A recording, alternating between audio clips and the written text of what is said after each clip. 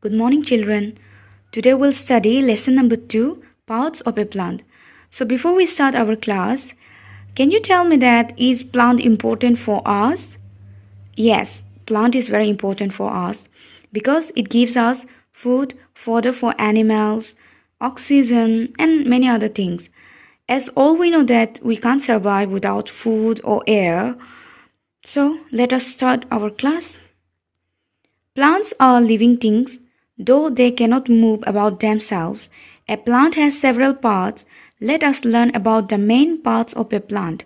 A plant can be divided into two parts, that is root and shoot.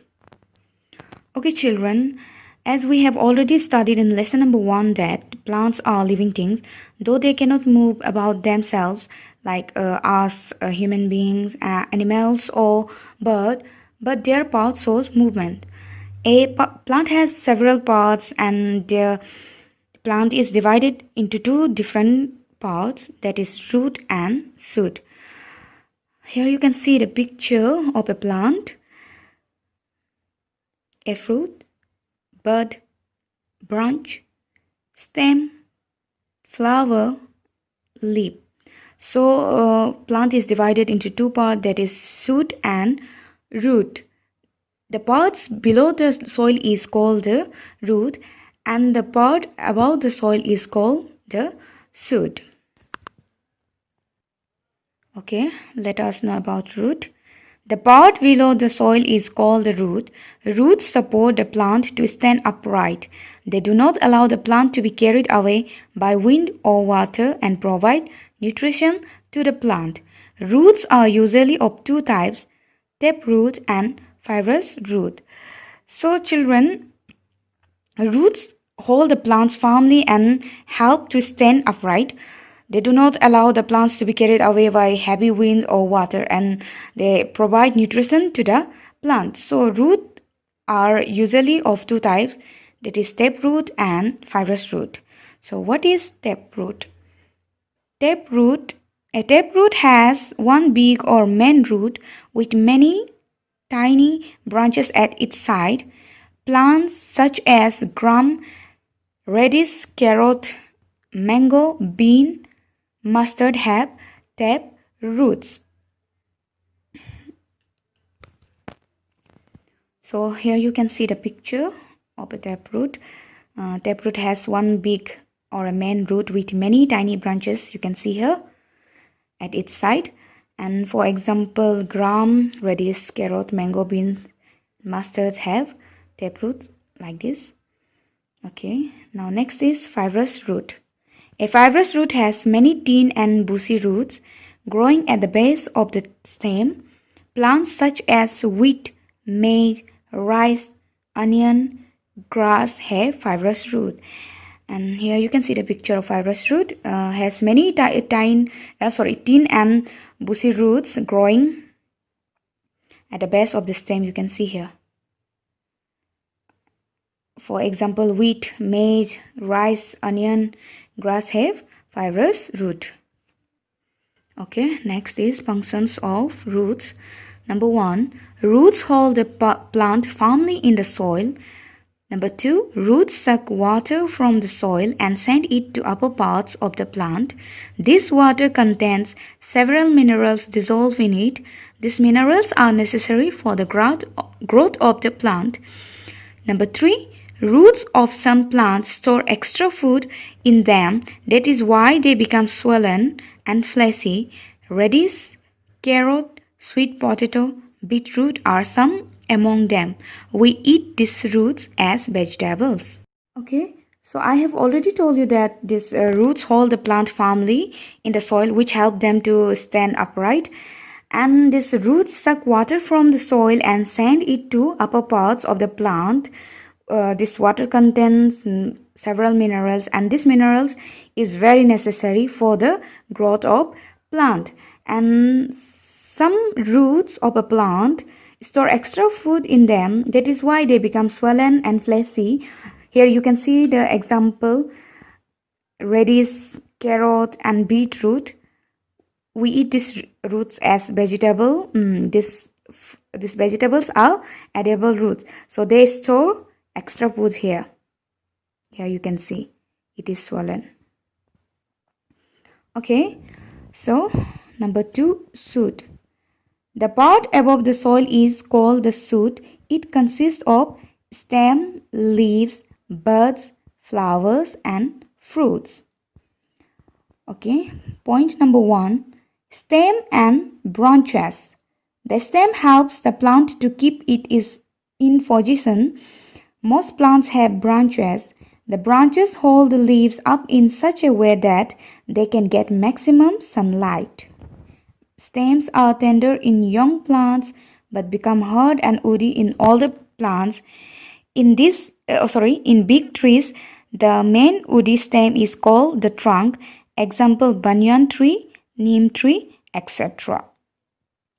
So children, the stem helps the plant to keep it in position, and most of the plants have branches. The branches hold the leaves up in such a way that they can get the maximum sunlight. And the stems are tender in a young plants. You can see here the picture, it is a stem. It is very tender and soft, but it becomes hard and woody in older plants. Like, see, it is a big tree. And this is the trunk. The stem is called trunk. Okay, for example, banyan tree, neem tree, etc. Some plants have thin and weak stems. They cannot hold the plant upright. They grow erect with some support. Such plants are called climbers.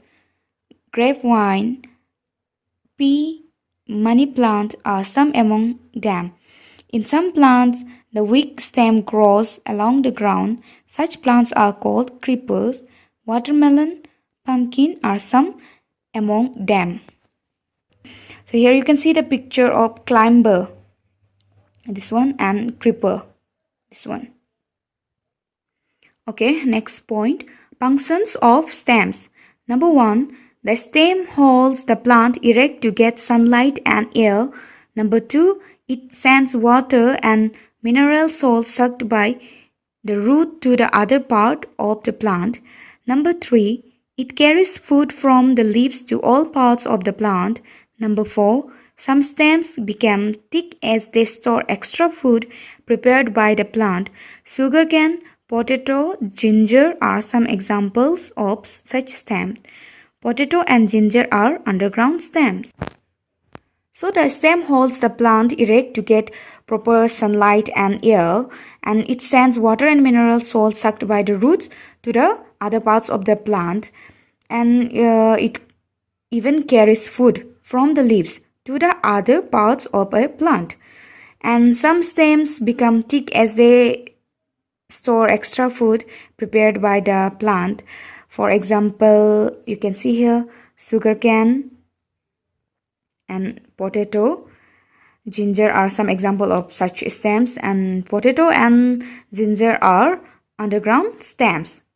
So you can do these activities at your home also. Take a glass half filled with water, put some drops of blue color in it. Take a light colored flower with a long stem, put it in the glass. After a few hours, you will notice patches of blue color on the petals. This shows that stems carry water. See, you can see here. This shows that stem carries water. How the color has changed. Okay, so next part is leaf. Most plants have green leaves. The green color of the leaves is due to the presence of a green coloring matter called chlorophyll. In most plants, the leaves are plate. Look at a peepal leaf carefully. The plate part of the leaf is called the leaf blade. In the middle of the leaf is a thick line called the midvein. A number of side lines or veins arise from the midvein. The veins carry water to the leaf. The stalk of the leaf is called the petiole. It joins the leaf blade to the stem. So children, we have seen that many plants are in green color. This is due to the presence of green coloring matter called chlorophyll. So, and most of the plant's leaves are plate. Here you can see the picture of a leaf. This plate part of a leaf is called what? Leaf plate. And this one, the mid band, the middle of the leaf is a thick line. Here you can see it is a mid band, and here you can see the lines. These are called bands, and these bands carry water to the leaf. And this one, the stalk of a leaf, is called the petal, and it joins the leaf blade to the stem. Okay, so functions of leaves. Number 1, leaves are called the food factories of the plant. They prepare food for the plant with the help of carbon dioxide, water, chlorophyll, and sunlight. This process of making food by the plant is called photosynthesis. Okay, children, leaves are called the food factories because they prepare food for the plant. In first chapter, we have already studied that all living things need food. So, plant, they prepare food for themselves with the help of carbon dioxide, water, chlorophyll, and sunlight. So, this process of making food by the plant is called photosynthesis. Point number 2, plants breathe through the tiny pores called stomata present on the surface of the leaves. During daytime, plants take in carbon dioxide for preparing food and release oxygen. This oxygen is used by living beings for breathing.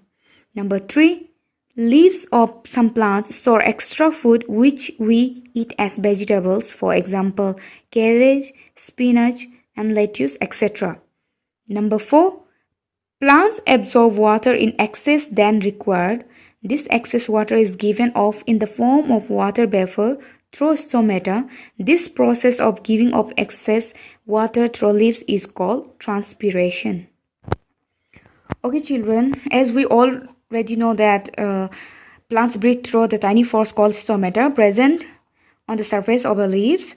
During daytime, plants take in carbon dioxide for preparing food and release oxygen for living beings for breathing. And leaves of some plants store extra food, for example, vegetables, for example, like cabbage, spinach, lettuce, etc. And some plants also absorb water in excess than required because this excess water is given off in the form of water vapor through stomata. This process of giving off excess water through leaves is called transpiration. Here you can see. We can't see the water vapor through our naked eyes. Water vapor is given off through the force of leaves. As we know that these leaves present small pores here. Next is flowers. Most plants have flowers. They are of various colors. They differ in shape, size, and smell. They develop from flower buds. Flowers grow singly or in bunches. Flowers help plants in the process of reproduction.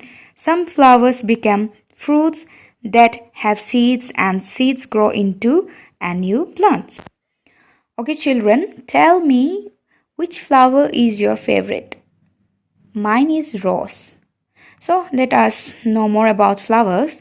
Okay, most plants have flowers and they are of various colors and they differ in different shape, size and smell, and they develop from flower buds. So flower helps the plants in the process of reproduction. Some flowers become fruits that have seeds and seeds grow into a new plant. So here you can see the picture of this is a apple bud. Then buds ready to open.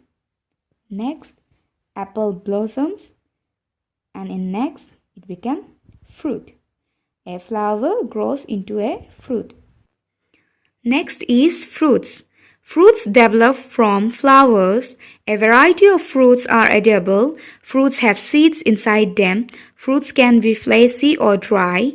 Mango, banana, papaya, apple, orange, guava are some examples of fleshy fruits.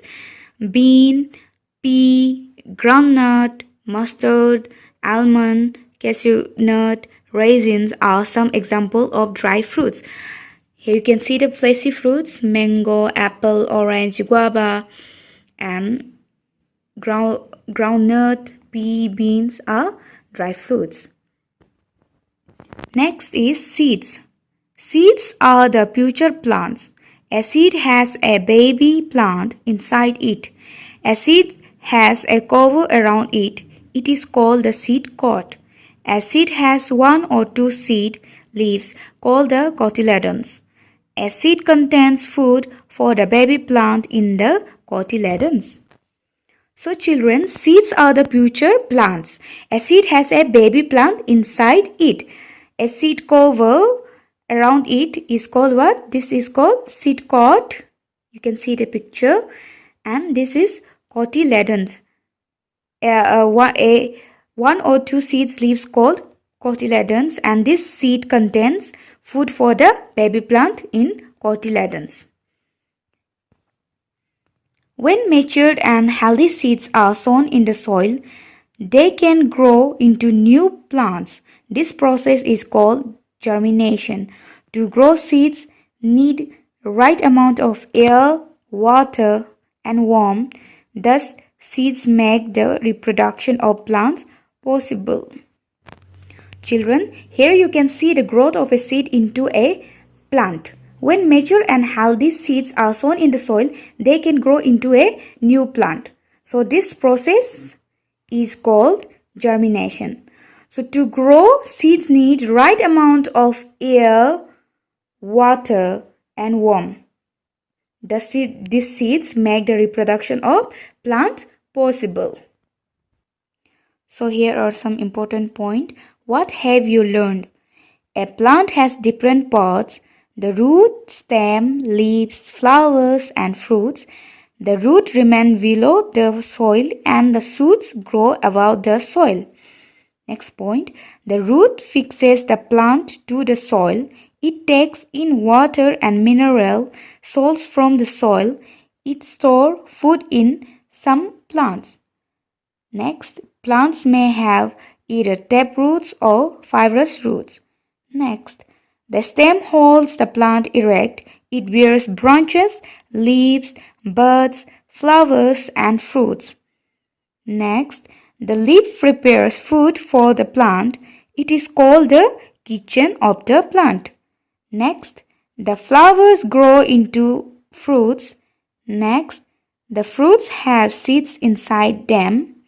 Next, the seeds grow into new plants when they get enough air and water.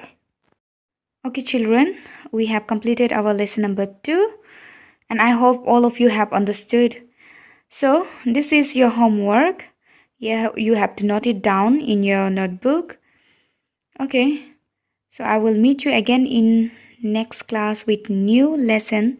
Till then, take care. Thank you.